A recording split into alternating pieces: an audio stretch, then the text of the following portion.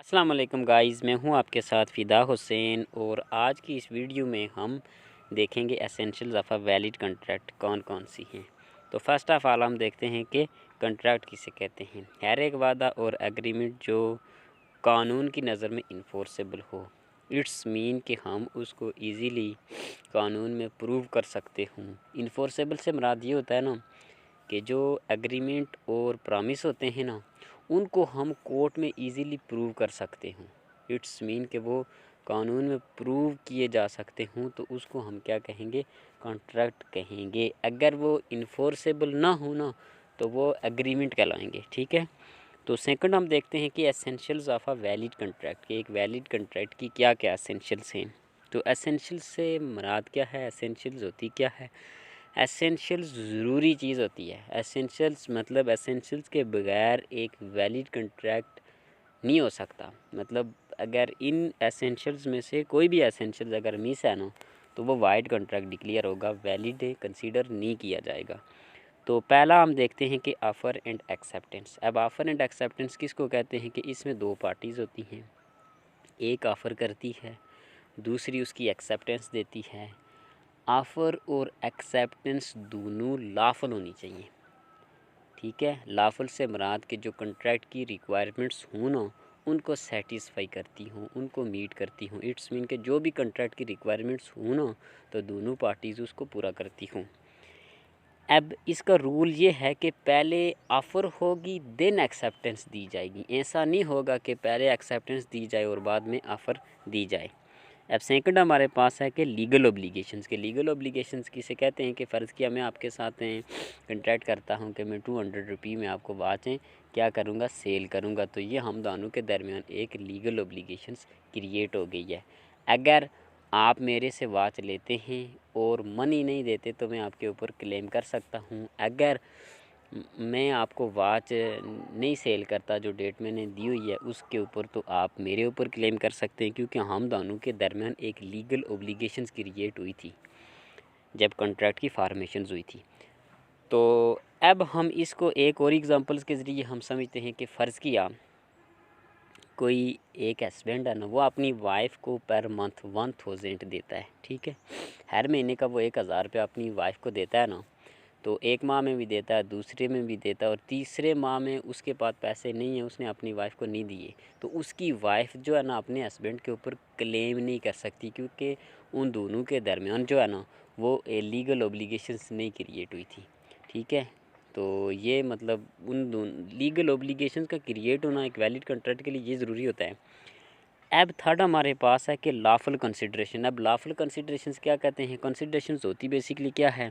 फ़र्ज़ किया मैं आपको गाड़ी सेल करता हूँ ना, तो आपके लिए गाड़ी कंसिडरेशंस होगी और मेरे लिए क्या कंसिडरेशंस होगी, मनी कंसिडरेशंस होगी।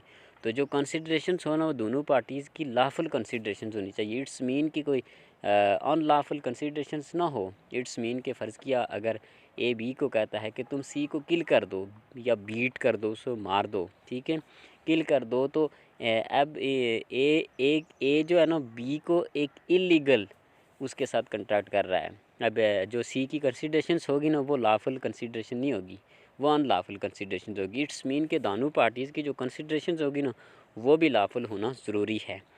अब फोर्थ पे आता है हमारा capacity of parties. Capacity of parties से क्या मुराद है कि दोनों पार्टीज़ जो है ना वो कॉम्पिटेंट होनी चाहिए। कॉम्पिटेंट से मुराद क्या है कि दोनों पार्टीज़ जो हों वो साउंड माइंडेड होनी चाहिए। उनमें से एक पार्टी भी का भी कोई मेंबर जो है ना, वो एक पार्टी का बंदा जो है ना वो पागल, एक भी बंदा पागल ना, दोनों बंदे जो हैं वो सही हों, यानी साउंड माइंड हों, अनसाउंड माइंड ना हों। अब एज ऑफ मेजॉरिटी जो उन्होंने रखी होगी ना, एज जो उन्होंने फॉर एग्जांपल अगर उन्होंने 18 ईयर्स एज रखी है ना, तो वो 18 ईयर्स को भी फुलफ़िल करता हो। इट्स मीन कि उसकी 18 ईयर्स कंप्लीट हो। ठीक है। तो ये है। और फिफ्थ हमारे पास है कि फ्री कंसेंट। फ्री कंसेंट किसे कहते हैं कि फ़र्ज़ किया आपके और मेरे दरमियान एक कॉन्ट्रैक्ट होता है ना, तो मैं वो कॉन्ट्रैक्ट आपसे गन पॉइंट के ऊपर नहीं कर सकता। इट्स मीन कि उसमें आपकी जो कंसेंट होगी ना वो फ्री होनी चाहिए। मतलब आपकी मर्ज़ी, कंसेंट कहते हैं मर्ज़ी को, मतलब दोनों पार्टीज़ की जो मर्ज़ी है ना वो शामिल होनी चाहिए।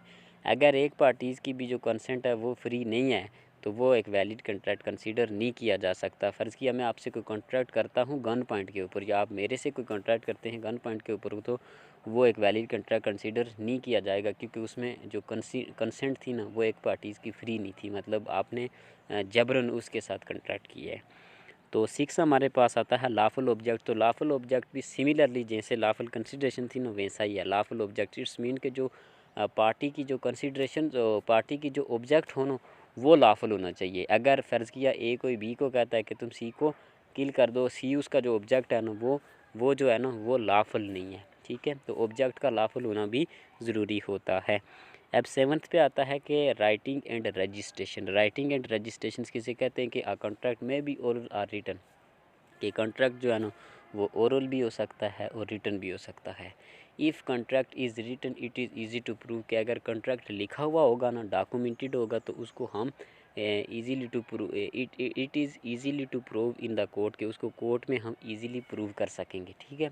अगर मतलब कॉन्ट्रैक्ट लिखा हुआ होगा, डॉक्यूमेंटेड होगा, उसके डॉक्यूमेंट हमारे पास होंगे, तो अगर वो गिल्टी पार्टी जो है ना वो कॉन्ट्रैक्ट को ब्रीच करती है, तो हम अग्री पार्टी जो होगी वो इजीली कोर्ट में जाएगी, क्लेम करेगी, और वो जो है ना कोर्ट के थ्रू उस गिल्टी पार्टी के ऊपर रेमेडी लगवा सकती है कि इसने कॉन्ट्रैक्ट को क्या किया, ब्रीच किया है। तो जब भी कॉन्ट्रैक्ट जो होगा ना वो अगर लिखा हुआ होगा, डॉक्यूमेंटेड होगा, तहरीरी होगा, तो वो इसलिए ईजी रहेगा कि उसको हम ईज़िली कोर्ट में हम प्रूव कर सकते हैं। अब 8 पॉइंट हमारे पास है कि certainty of terms. Certainty of terms से क्या मुराद है? सर्टेनिटी ऑफ टर्म्स से मुराद ये है कि फ़र्ज़ किया हम कोई मैं आपके साथ कॉन्ट्रैक्ट करता हूँ कि मैं आपको 20 बुक्स जो है ना वो डिलीवर करूँगा। तो ये जो हम दोनों के दरमियान जो कॉन्ट्रैक्ट हुआ है ना ये क्लियर नहीं है। This term is not clear कि मैं आपको 20 बुक्स जो डिलीवर्स करूँगा। अब मैंने स्पेसिफाई नहीं किया कि मैं कौन कौन सी बुक्स डिलीवर्स करूँगा। मैथ की बुक्स डिलीवर्स करूँगा, अकाउंटिंग की डिलीवर करूँगा, फिज़िक्स की, केमिस्ट्री की, मतलब मैंने एक क्लियर जो है ना क्लियर बात मैंने आपको नहीं कही। मतलब मैं जो है ना एक डाउटफुल बात मैंने आपसे की, एक डाउटफुल कॉन्ट्रैक्ट मैंने आपसे किया। अब इसे एक और एग्जांपल्स को हम अंडरस्टैंड करते हैं। जैसे कि मेरे पास अगर 2 गाड़ियाँ हों ना, एक गाड़ी है मेरे पास कैल्टस और दूसरी है मेरे पास कोरोला कार। तो मैं आपको ये कहूँ कि मैं आपको गाड़ी सेल करता हूँ, ठीक है। तो ये भी जो है ना ये भी मैं क्लियर नहीं करता, मैं क्लियर नहीं कहता कि मैं कोरोला कार सेल करता हूँ या कैल्टस सेल करता हूँ। तो टर्म्स का क्लियर होना ना it is a must, it is must the term is clear, ठीक है। टर्म का क्लियर होना ये बहुत ज़रूरी होती है। तो इस जो है सर्टेनिटी ऑफ टर्म्स में this term is not clear की टर्म्स जो होगी वो क्लियर नहीं होगी, तो उसको भी हम वैलिड कॉन्ट्रैक्ट कंसीडर नहीं कर सकते। 9th हमारे पास आता है possibility of performance. Possibility of performance के कॉन्ट्रैक्ट ऐसा होना चाहिए जिसको परफॉर्म किया जा सकता हो, जिसकी पॉसिबिलिटी हो, जो फिजिबल हो कि ये कॉन्ट्रैक्ट हो सकता है। ऐसा नहीं हो, इम्पॉसिबल ना हो कि जैसा कोई आप का एक लेवर है तो आप अपने लेवर को कहते हैं कि मैं चाँद तारे तोड़ कर तुम्हारे कदमों में ला के रखूँगा। तो ये इम्पॉसिबल बात है ना कि आप चाँद तारे तो नहीं तोड़ के ला सकते। तो ये है कि ये इम्पॉसिबल है। तो कॉन्ट्रैक्ट ऐसा होना चाहिए कि उसमें पॉसिबिलिटी पाई जाती हो, फिजिबिलिटी पाई जाती हो। तो अगर फिजिबिलिटी या पॉसिबिलिटी ना पाई जाती हो तो उसको हम वाइड कॉन्ट्रैक्ट कंसीडर करेंगे, वैलिड कॉन्ट्रैक्ट कंसीडर नहीं करेंगे। 10th हमारे पास आता है नॉट एक्सप्रेसली डिक्लेयर वाइड, कि जो पहले से ही वाइड हो। जैसे कि मैं आपके साथ कॉन्ट्रैक्ट करूं कि पाकिस्तान अगर वर्ल्ड कप जीत गया तो मैं आपको 2000 रुपये दूंगा, तो ये पहले से ही वाइड है। मतलब इट्स मीन कि ये कॉन्ट्रैक्ट हो ही नहीं सकता। ये कौन सा कॉन्ट्रैक्ट है कि पाकिस्तान अगर वर्ल्ड कप जीत गया मैं तुम्हें 200 रुपये दूंगा, ठीक है। तो ये पहले से ही वाइड है। इट्स मीन कि ये पहले से ही वाइड है। तो ये जो पहले से ही वाइड हो, जो इन्फोर्सेबल ना हो, तो वो एक कॉन्ट्रैक्ट बन ही नहीं सकता।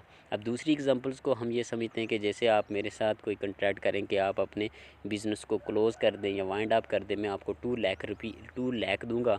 तो 2 लाख रुपये जो है ना मेरे लिए वो कोई ये कोई कॉन्ट्रैक्ट नहीं है, ये कोई लीगल बात नहीं है कि आप मुझे कहते हैं कि मैं आपको 2 लाख रुपये दूंगा आप अगर अपने बिज़नेस को क्लोज़ कर दो। तो ये सारी की सारी जो थी ना ये एसेंशियल्स थी एक वैलिड कॉन्ट्रैक्ट की। तो इसी तरह जो है ना मेरी नेक्स्ट वीडियो देखने के लिए मेरे चैनल को सब्सक्राइब करें, लाइक एंड सब्सक्राइब करें। अगर मेरी वीडियो आपके लिए बेनिफिशियली है तो अपने दोस्तों के साथ शेयर करें। Thanks a lot. अल्लाह हाफ़िज़।